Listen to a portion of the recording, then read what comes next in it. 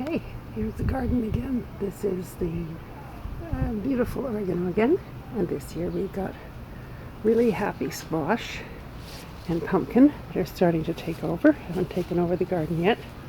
And then I've got some lovely little cantaloupe starting to climb up. I've got 4 zucchini plants, which we've already had one, and there's another 2 in there. Watch them before they get too big. And I've got marigolds everywhere. Ooh, there's more zucchini. And giant yellow mullein, which I left because it's I like it. And potatoes, and potatoes, all volunteers. We didn't buy any this year, we just put what was in the bin. And we've got tomatoes. I grew them all from seeds this year. So I'm hoping it was heirloom seeds that I saved. I'm getting suspicious that it wasn't. But anyways, there are my tomato plants, and again, way too many for the space. And the raspberries are coming on now. So I'm very pleased with this. I think we might, oh, don't eat my raspberry. We might make, I have a chocolate raspberry clafouti, which Thomas likes. I might make that tonight. And I put in sweet peas, snap peas, which are almost done. And they're not volunteer tomatoes, they're this high, as high as the other ones. And the grapes this year are amazing, so I'm hoping I'll get lots of joy. All of the grapes in here. And there's more in behind there. There's just so many grapes. So I'm very hopeful for them. The spinach, which is looking limp. And long beans climbing up a pole at the back. Some more volunteer tomatoes and potatoes in here where we actually had planted some carrots, which were lovingly taken care of by the rabbits, so not very many of the carrots survived. And the broccoli, which the groundhog has eaten. And Richard's sweet peas. A bunch in the middle that would not die. So I bought them their own climber this year. And they're taking over. More volunteer tomatoes. And beans. Green beans, purple beans. And onions. Some onions. Again, they were just from the basement. Oh, there's an onion about to bloom. Probably have to pull that. That's not good. And then we planted quite a section of garlic. Some of them have fallen over there, so they're going to be pulled out shortly. Then I put in my little herb bed. I decided I want a little herb spot, so this has, if I can remember them all, it's got some lemon thyme, some regular thyme, and some marjoram, and cumin, which didn't work unfortunately, so a bit of a bare spot. I threw in some dill, that's for the butterflies, so they don't eat my parsley. Rosemary, parsley, chervil, which I've never seen before, so I had to try it. And summer savory is seeded, and some more regular thyme. And then we put the peppers in the pots. So we got 1 pot of sweet heat peppers, and oh, the other pot of hot peppers was up the other end. And I've missed some things here.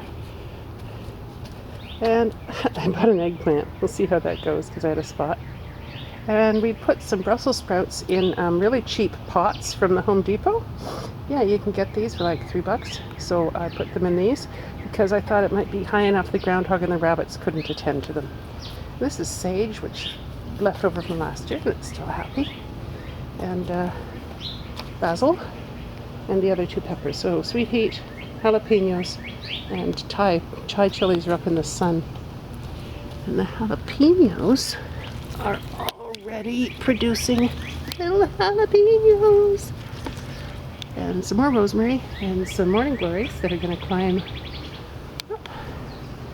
And chives, eternal chives. And then the flower portion. Yes, lonely tiger lily. And some hostas, which are settled in here, which is nice. These were just, I don't know, transplanted, dug up from Dad. I'm not sure where they were from. And we got some golden Hakone grass, which survived. And this is one I couldn't remember last year. It's called Ligularia. It's called, name is called Bottle Rocket. It's starting to look pretty there. And then there's another hosta called Curly Fries. Over here, the autumn fern. Well, it has survived. We thought at one point it was going to die. And another no-name hosta. And then the Japanese painted fern, which was happy. Again, I thought it had died in the spring. There was nothing. Then it suddenly appeared. And the palm came in from out from inside. And some Siberian iris that are just settling in, so they didn't do anything. Crocosmia aren't doing anything. And then a little tiny hosta, which was so cute. I can't remember what it was called now. Twist of Lime. Is that the other one? And then this one we just got this year. Yeah. So that's just starting to bloom. And the robin's bathtub. And Japanese anemone coming along. And stuff growing at the back, which is not important. And bleeding heart, which is supposed to have gone down, but is still quite happy. So, and some black mondo grass, which I just got this year. I thought was pretty, because it should be nice in front of the green. This is a large hosta, but it's not doing as well. I think I should move it in the fall. It's called Summon Substance. And then there's some pulmonaria, which was very pretty in the spring. Row of daffs. The daff hasn't gone down. Usually the leaves die by this time of year. My poor little rhododendron. The other one died. This one had a branch out the side, and a tree branch fell on it and broke it off. So that's what's left of it now, but it is surviving. And another little hosta that we moved. And then I bought a white Rudbeckia or Echinacea. I'm not sure which it is now. Anyways, white coneflower. And the Japanese bloodgrass, which has pretty red on its fronds. I guess they're fronds. And some more random hostas.